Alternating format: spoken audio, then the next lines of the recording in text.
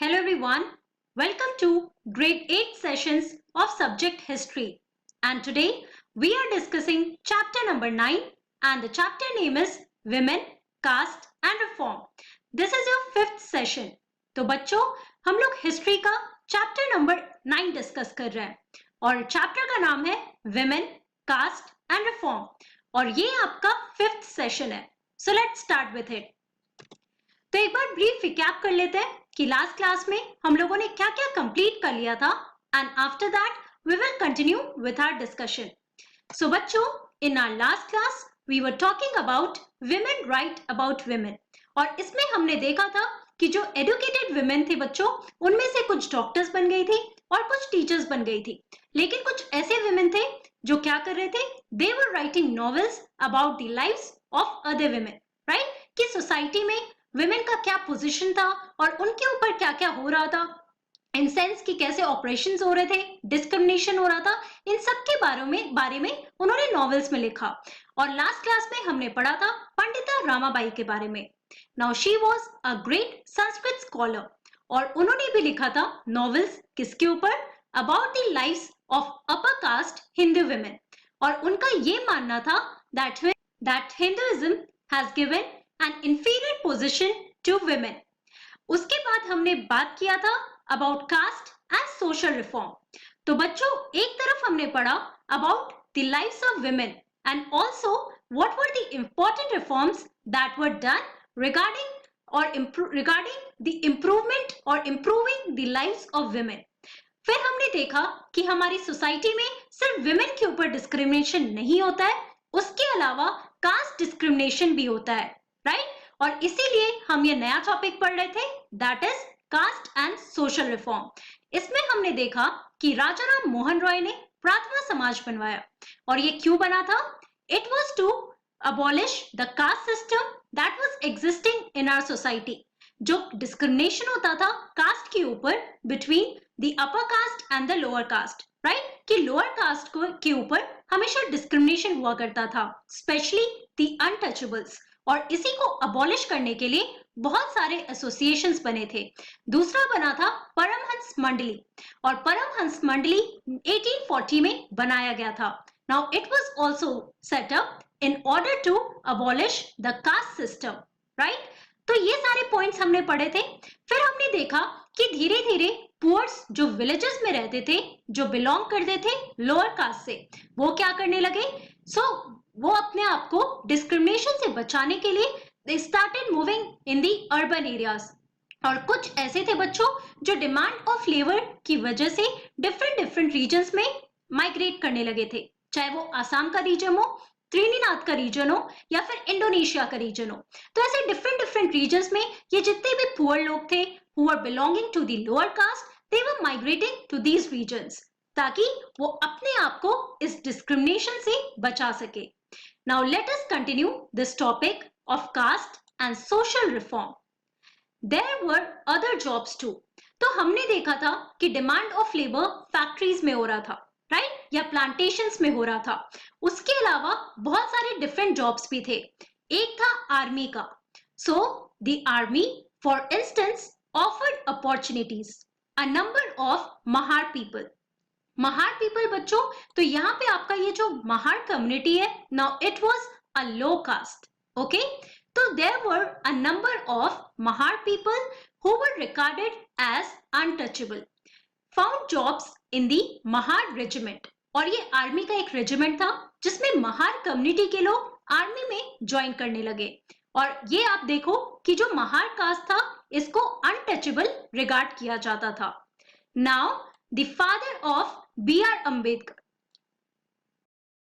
who was the leader of the Dalit movement, taught at an army school. तो आप लोगों ने B.R. Ambedkar के बारे में भी पढ़ा है. Now he is the father of our Indian Constitution, right? And he belonged to the Mahar community that was regarded as untouchable, right? यहाँ पे आप देख सकते हो, this is the picture of B.R. Ambedkar. And also, this is an old picture that is showing Dr. Ambedkar with the Mahar regiment on his birthday.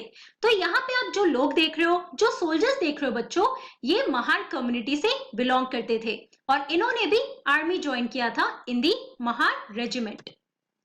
Now let's move on to our next topic here, that is demands for equality and justice.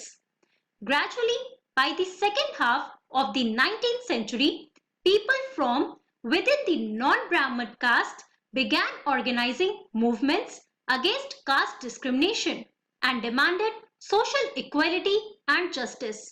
तो अगर हम बात करते हैं कि second half of 19th century यानी 1850s के बाद की बात, तो बहुत सारे लोग जो कि नॉन ब्राह्मण कास्ट से थे, मतलब कि वो ब्राह्मण कास्ट से बिलोंग नहीं करते थे, वो अपर कास्ट से बिलोंग नहीं करते थे, तो इन्होंने क्या किया, इन्होंने बहुत सारे मूवमेंट्स ऑर्गेनाइज करने लगे. और ये जो मूवमेंट्स थे बच्चों, it was against the caste discrimination, जो कि लोअर कास्ट या अनटचेबल्स के ऊपर हो रहा था. और उन्होंने क्या किया, इन मूवमेंट्स के जरिए they demanded social justice and equality, right. तो इसलिए बहुत सारे एसोसिएशंस या बहुत सारे मूवमेंट्स भी हुए थे. Now one by one we are going to talk about these important movements that took place against the caste discrimination. So the Satnami movement in central India was founded by Ghasidas, who worked among the leather workers and organized a movement to improve their social status. तो एक ऐसा movement था बच्चों जो caste discrimination के against हुआ था और इसका नाम था सतनामी मूवमेंट. और ये कहाँ हुआ था, तो सेंट्रल इंडिया में हुआ था. और इसको किसने फाउंड किया था, so it was founded by Ghasidas. और ये कौन थे बच्चों, ये लेदर वर्कर्स हुआ करते थे. तो इन्होंने एक मूवमेंट ऑर्गेनाइज किया in order to improve their social status in the society. उसके अलावा in eastern Bengal Haridas Thakur's Matua sect worked among the Chandala cultivators. अब ये कल्टीवेटर्स थे जिनका था नाम चंडाला कल्टीवेटर्स. और इनमें आप देखो जो लीडर था, his name was Haridas Thakur. Now Haridas question Brahmanical text that supported the caste system. तो ऐसे बहुत ब्राह्मणिकल टेक्स्ट थे बच्चों जो कास्ट सिस्टम को सपोर्ट करते थे. और ऐसे ही ब्राह्मणिकल टेक्स्ट को क्वेश्चन किया था हरिदास ने, who was working with the cultivators here. Now this is a pictorial description showing the cultivators and also the Satnami movement here. A guru from Izhava caste, whose name was Sri Narayan Guru, proclaimed the ideals of unity for his people. तो एक ऐसा cast था बच्चों जिसका नाम था इजहावा और उनके एक गुरु थे, उनका नाम था श्री नारायण गुरु. और उन्होंने बताया that ideals of unity for his people के ऊपर उन्होंने प्रोक्लेम किया. He argued against treating people unequally on the basis of caste differences. इनका भी वही सेम आर्ग्यूमेंट था कि कास्ट डिफरेंसेस के बेसिस पे जो लोगों को अनइक्वल ट्रीटमेंट मिलता है वो बहुत ही बुरा है और इसीलिए इन्होंने इसके ऊपर आर्ग्यूमेंट्स रखे. According to him all humankind belonged to the same cast.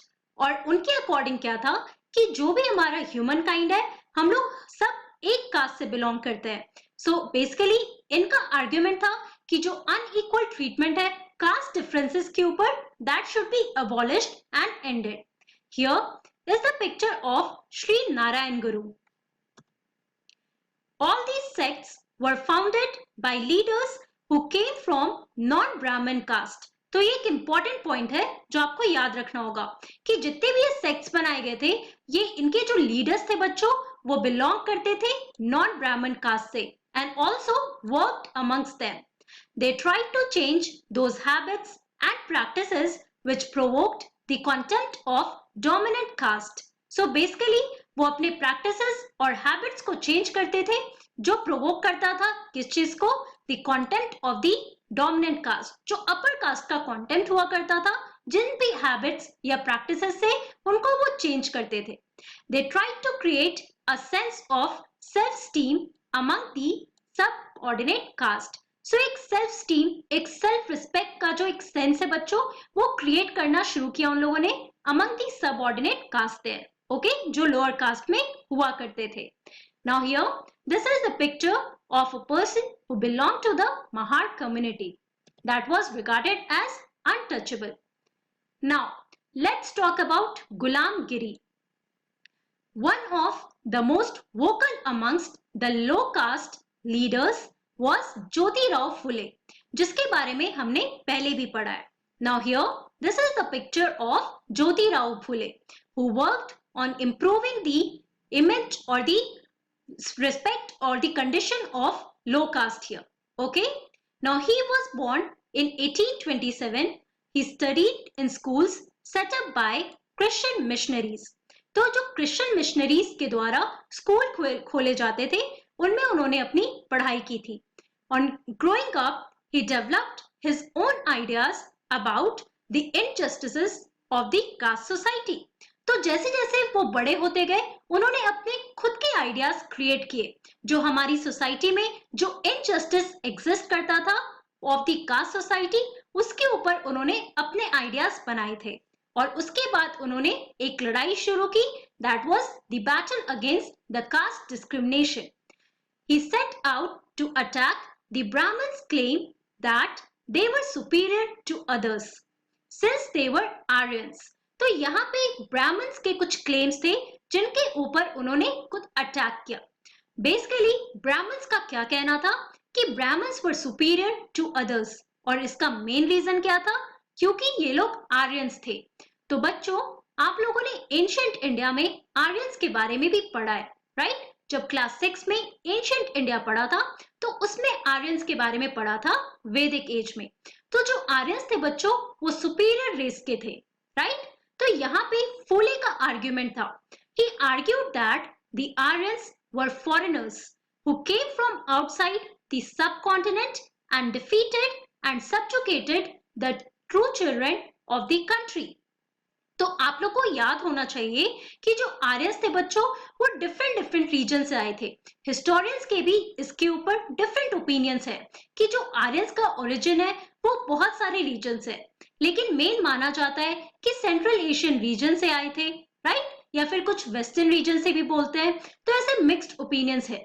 तो जो आर्यंस थे बेसिकली आपको यहाँ पर समझना है दैट दे वर फॉरेनर्स, और वो हमारे सब कॉन्टिनेंट यानी इंडियन सब कॉन्टिनेंट में बाहर से आए थे. और उसके बाद उन्होंने यहाँ के लोगों को डिफीट किया, सब्जुकेट किया. Those who had lived here from before the coming of the Aryans.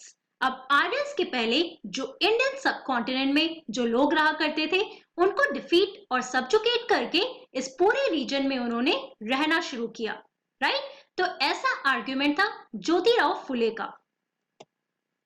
Phule claimed that before the Aryan rule, there existed a golden age when warrior peasants tilled the land and ruled the Maratha countryside in just and fair ways. तो वो बात कहाँ की कर रहे हैं? Maratha reason की, that is the western region. उन्होंने बोला कि जब आर्यन आए थे उसके पहले का जो रूल था वो एक गोल्डन एज था जिसमें जो वॉरियर ग्रुप्स थे और जो पेजेंट्स ग्रुप थे ये हमेशा साथ काम करते थे, साथ में ही लैंड को टिल किया करते थे. ओके? और जो रूल था that was very fair and just. He proposed that the Shudras who belong to the labouring caste and Ati Shudras who were the untouchables should unite to challenge the caste discrimination. तो उनका कहना था कि कास्ट डिस्क्रिमिनेशन को challenge करने के लिए शूद्रास और अति शूद्रास को मिलकर एक साथ जुट होना चाहिए. The Satyashodhak Samaj and association Phule founded propagated the caste equality. तो इन्होंने भी एक समाज फॉर्म किया जिसका नाम था सत्यशोधक समाज. ओके? और इसका क्या मेन एम था? To propagate caste equality rather than caste discrimination. Please remember this point here. Also, Phule wrote a book named Ghulam Giri, जिसका मतलब होता है स्लेवरी, और इसीलिए हमारे टॉपिक का नाम है गुलाम गिरी. ओके? गुलाम का मतलब स्लेव होता है और ये गुलाम गिरी का मतलब स्लेवरी होता है. So, some 10 years before this, the American Civil War had been fought, leading to the end of slavery in America. तो जैसे इंडिया में कास्ट डिस्क्रिमिनेशन था बच्चों, अगर हम अमेरिका की बात करते हैं तो अमेरिकन हिस्ट्री में आप स्लेवरी के बारे में पढ़ोगे, और ये रेस डिस्क्रिमिनेशन होता था between the blacks and the whites. जो ब्लैक्स हुआ करते थे उनको स्लेव्स बनाया जाता था। कौन बनाते थे? तो जो व्हाइट अमेरिकन थे वो ब्लैक्स को स्लेव बनाकर रखते थे और ये एक रेशियल डिस्क्रिमिनेशन था अमेरिका में। और ये अमेरिकन सिविल वॉर के बाद ये स्लेवरी एंड हुआ था। Now fully dedicated his book to all those Americans who had fought to free slaves, thus establishing a link between the conditions of lower caste in India and the black slaves in America. तो जो फुले ने ये book लिखा जिसका नाम है गुलामगिरी, उन्होंने basically ये बुक किसको डेडिकेट किया? Obviously to all those who had fought to free the slaves. जो अमेरिकन्स ने स्लेवरी को बंद खत्म करने के लिए लड़ाइयां की, उनके लिए ये बुक डेडिकेट किया गया और एक क्लोज कनेक्शन भी बनाया। और किसके बीच एक क्लोज कनेक्शन था? Obviously the lower cast in India, जो इंडिया में शूद्रास और अति शूद्रास थे उनका, और जो अमेरिका में ब्लैक स्लेव्स थे उनके बीच कनेक्शन भी बनाया, एक लिंक स्टैब्लिश की उन्होंने इस बुक में। Now here you can see the picture of the black slaves who were in the slavery, right? कि इनको slaves बना के रखा जाता था by the white Americans. And this is the book that was written by Jyotirao Phule जिसका नाम था गुलामगिरी, which means slavery. तो बच्चों आज की क्लास में हमने क्या पढ़ा? In today's class we talked about the caste and social reforms, alright? और फिर हमने बात किया demands for equality and justice, जिसपे नॉन ब्राह्मण मूवमेंट्स के बारे में पढ़ा, सतनामी मूवमेंट, इसके अलावा डिफरेंट रीजन्स में और जितने भी एसोसिएशंस बने थे। और लास्ट में हमने डिस्कस किया गुलामगिरी के बारे में, the book that was written by Jyotirao Phule. तो बच्चों अब इसी टॉपिक को नेक्स्ट क्लास में कंटिन्यू करेंगे। That's all for today. Thank you very much. Have a nice day.